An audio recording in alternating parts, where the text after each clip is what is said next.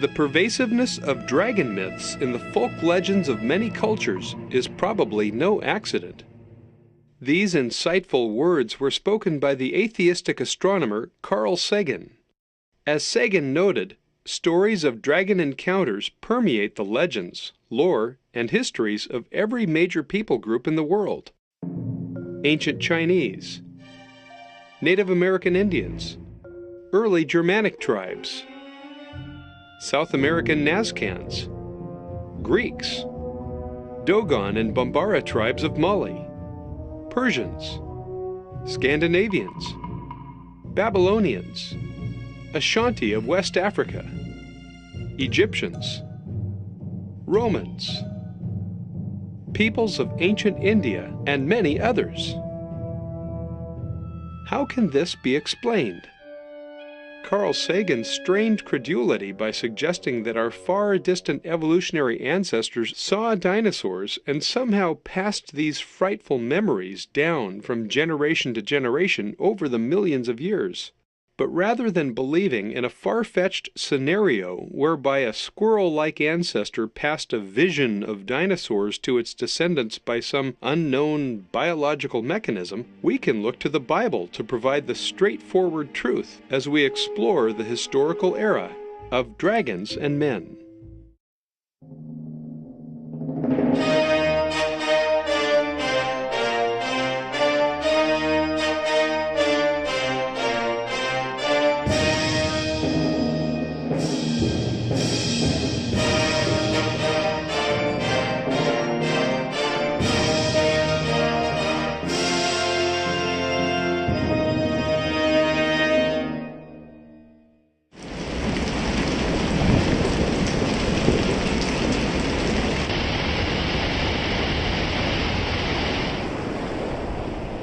The Bible explains how God used Noah to save 2 of every kind of land creature that he had made, including the dinosaurs.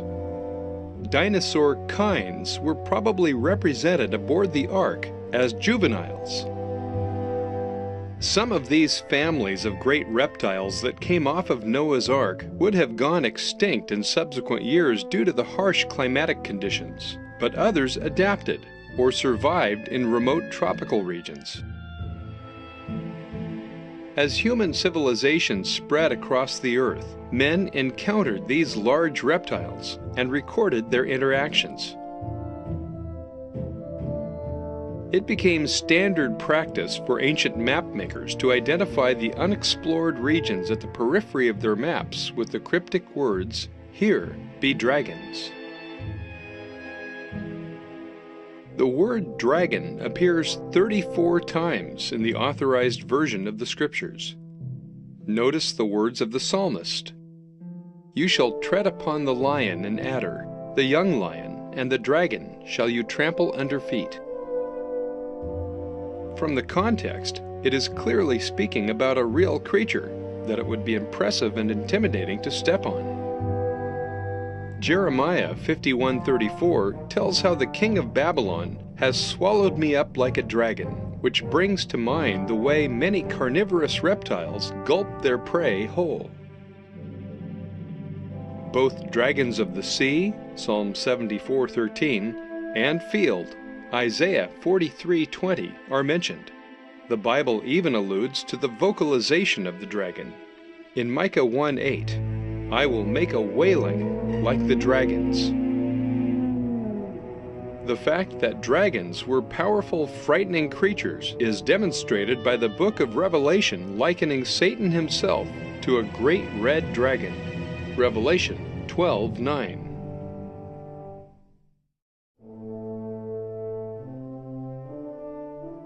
World Book Encyclopedia states, "The dragons of legend are strangely like actual creatures that have lived in the past. They are much like the great reptiles which existed long before man is supposed to have appeared on the earth. Dragons were generally evil and destructive. Every country had them in its mythology.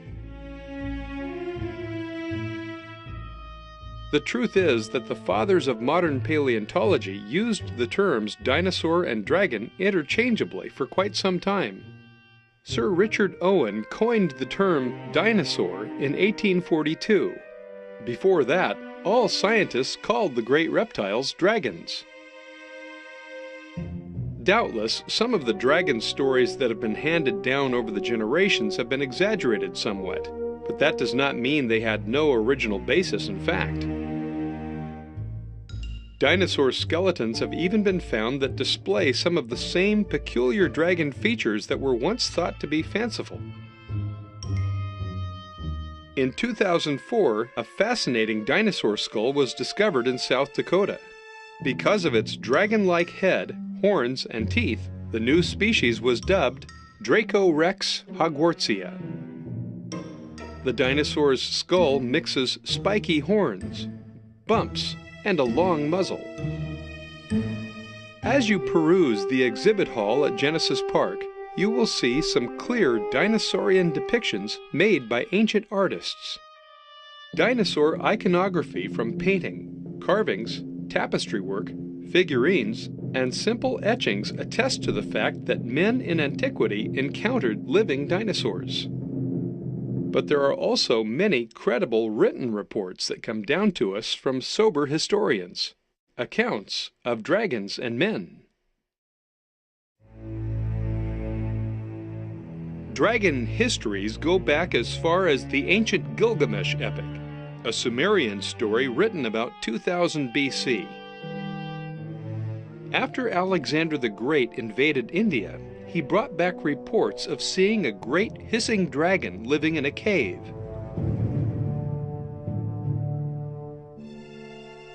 Later Greek rulers supposedly captured dragons in Ethiopia and brought them back alive. The Chinese have the oldest intact civilization.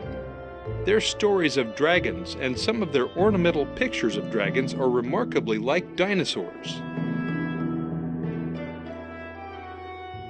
Marco Polo wrote of his travels to the province of Karajan and reported on huge serpents, which at the forepart have 2 short legs, each with 3 claws, and large jaws. Books even tell of Chinese families raising dragons to use their blood for medicines and highly prizing their eggs. It is interesting that the 12 signs of the Chinese zodiac are all animals, 11 of which are still seen today. But is the 12th, the dragon, merely a legend, or is it based on a real animal, the dinosaur? It doesn't seem logical that the ancient Chinese, when constructing their zodiac, would include 1 mythical animal with 11 real animals. The interpretation of dinosaurs as dragons goes back more than 2,000 years in Chinese culture. They were regarded as sacred, as a symbol of power. China's oldest known dragon depiction is a curious discovery found at the ancient Jishuipo cemetery ruins along the Yellow River in Henan province. There, 3 artistic dragons, along with tigers and other animals, composed entirely of white shells, were placed alongside human remains. The Jishuipo site dates back several thousand years, yet the dragons shown are surprisingly like modern renditions. This shows the dragon concept did not slowly develop through Chinese history from a simplistic, primitive, mythological form. This is evidence that they were modeled after living creatures. Saint John of Damascus, an Eastern monk who lived in the 8th century, wrote a sober account of dragons, insisting that they are mere reptiles and did not have magical powers. He quoted the Roman historian Dio, who chronicled the Roman Empire in the 2nd century. It seems that when Regulus, a Roman consul, fought against Carthage, a dragon suddenly crept up and settled behind the wall of the Roman army. The Romans killed it, skinned it, and sent the hide to the Roman Senate. Dio claimed the hide was measured by order of the Senate and found to be 120 feet long. It is unlikely that either Dio or the pious St. John would support an outright fabrication involving a Roman consul and the Senate. One of the most popular stories in medieval Europe was the legend of St. George slaying a dragon. Originating in the region of Libya and spread by the Crusaders, the story very likely had some basis in fact. According to the legend, a frightful dragon resided in a swamp and lake near a small fiefdom. In an effort to appease the dragon and preserve their city, the inhabitants fed it 2 sheep every day. When they ran out of sheep, the people began to offer their children, chosen by lot. On one day it happened that the lot fell on the king's daughter, and so the princess was tied out at the lakeshore to await the venomous dragon. Just then, the knight St. George chanced to ride past that lake. The princess, trembling, tried to warn George to leave, but he vowed to remain and face the hideous reptile. As the dragon appeared, George charged it on horseback and overcame it with his lance.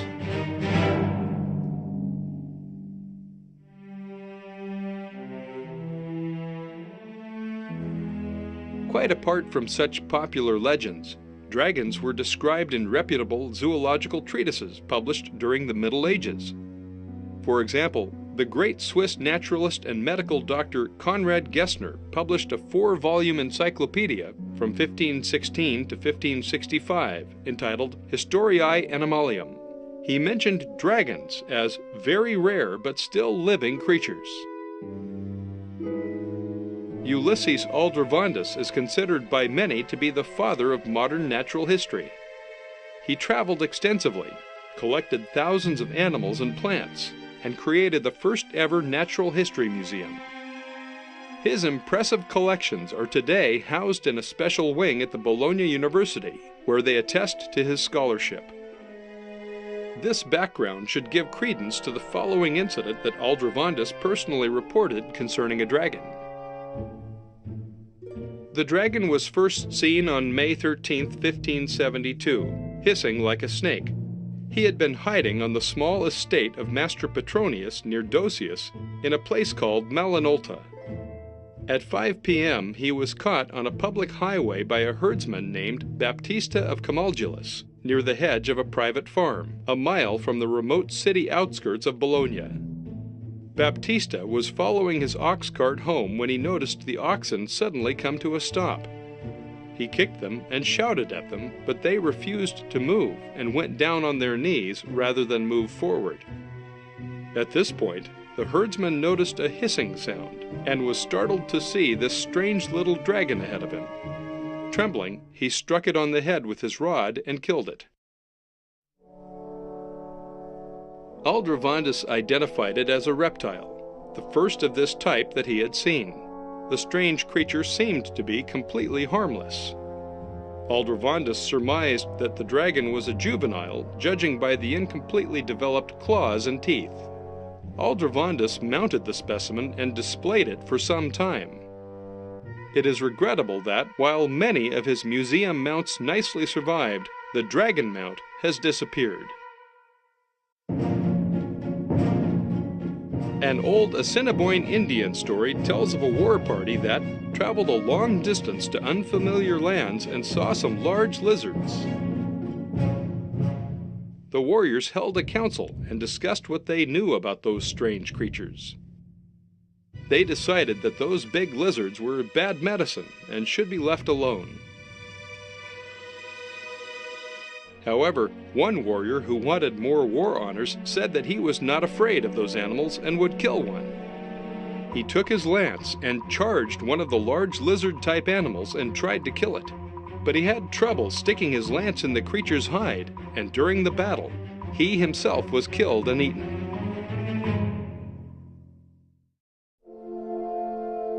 The credible Jewish historian Josephus told of small flying reptiles that lived in ancient Egypt and Arabia, and described how the predatory ibis bird halted their invasion into Egypt, for which service the Egyptians revered the ibis.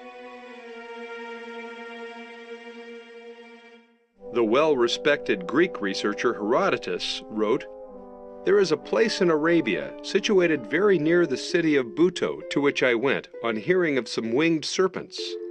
And when I arrived there, I saw bones and spines of serpents in such quantities as it would be impossible to describe.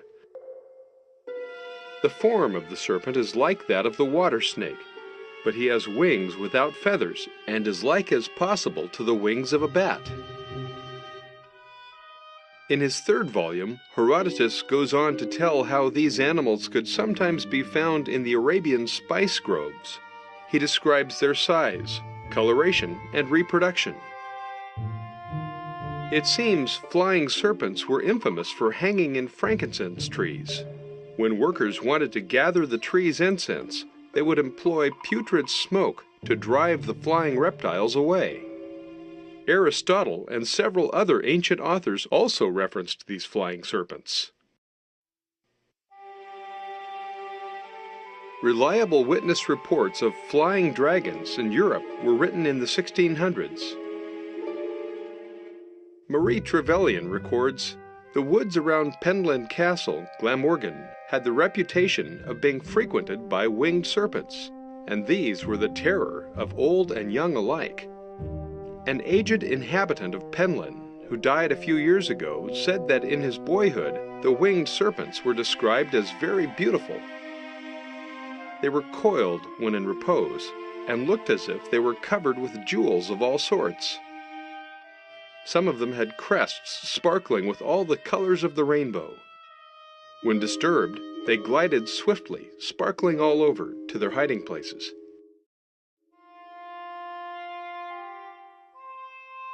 The popular 17th century writer Athanasius Kircher wrote how the nobleman Christopher Shoriram, prefect of the entire territory, witnessed a phenomenon written in his own words. "On a warm night in 1619, while contemplating the serenity of the heavens, I saw a shining dragon of great size in front of Mount Pilatus, coming from the opposite side of the lake, moving rapidly in an agitated way, seen flying across. It was of a large size, with a long tail, a long neck, a reptile's head, and ferocious gaping jaws. As it flew, it was like iron struck in a forge when pressed together that scatters sparks. At first I thought it was a meteor from what I saw, but after I diligently observed it alone, I understood it was indeed a dragon from the motion of the limbs of the entire body." The 16th century Italian explorer Pigafetta, in a report of the Kingdom of Congo, described iridescent flying dragons from the province of Bemba. There are also certain other creatures which, being as big as rams, have wings like dragons, with long tails and long chaps and diverse rows of teeth, and feed upon raw flesh. Their color is blue and green, their skin painted like scales, and they have 2 feet, but no more. The pagan Negroes used to worship them as gods, and to this day you may see diverse of them that are kept for a marvel. And because they are very rare, the chief lords there curiously preserve them, and suffer the people to worship them, which tendeth greatly to their profits, by reason of the gifts and oblations which the people offer unto them."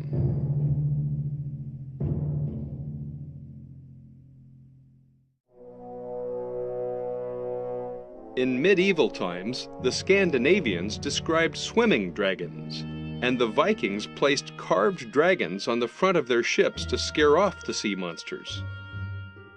Hans Egede, missionary to Greenland, was known to keep a meticulous recording of natural observations. He documented a sea monster which he saw off the coast in 1734. A well-publicized serpent-like sea monster sighting was made by the crew and officers of HMS Daedalus in August of 1848. The creature they saw measured approximately 60 feet long and sported a mane on its head. Numerous other such stories have been recorded from the great age of sailing ships from 1500 to 1900 AD, when men traversed the ocean without the noise of modern powered vessels. 2 swimming dragons are mentioned by name in Scripture. First, there is the sea monster called Rahab. Then there is the ferocious Leviathan. Psalm 104, 25-26 says, "So is this great and wide sea, wherein are things creeping innumerable, both small and great beasts. There go the ships. There is that Leviathan, whom thou hast made to play therein." Psalm 148:7 instructs, "Praise the Lord from the earth, ye dragons and all deeps." These awe-inspiring reptiles should cause us to contemplate the power of our great Creator and give Him glory. The evidence is compelling that some of the great reptiles survived near inhabited areas and were known as dragons. Evolutionary zoologist Desmond Morris conceded, "In the world of fantastic animals, the dragon is unique. It is as though there was once a whole family of different dragon species that really existed before they mysteriously became extinct. Indeed, as recently as the 17th century, scholars wrote of dragons as though they were scientific fact, their anatomy and natural history being recorded in painstaking detail." By the 19th century, dragons had largely been wiped out by expanding civilizations. Men viewed them as a threat and hunted them down, both to safeguard new lands for settlement and to prove their dominance. The changing ecosystems and rise of colonial empires drove many species, including most of the great reptiles, into extinction. And so ended the historical age of dragons and men.